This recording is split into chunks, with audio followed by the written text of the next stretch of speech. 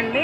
ఇగో ఇదే గుట్ట వెంకటేశ్వర స్వామిది, కానీ నరసింహస్వామి గుట్ట వేరే ఉంటుంది.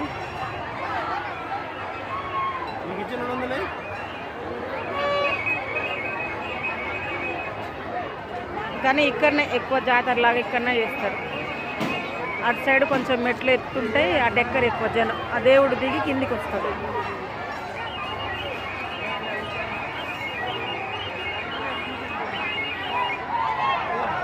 చాలా బాగా అంటే చాలా బాగా చేస్తారు. ఇది కళ్యాణ మండపం.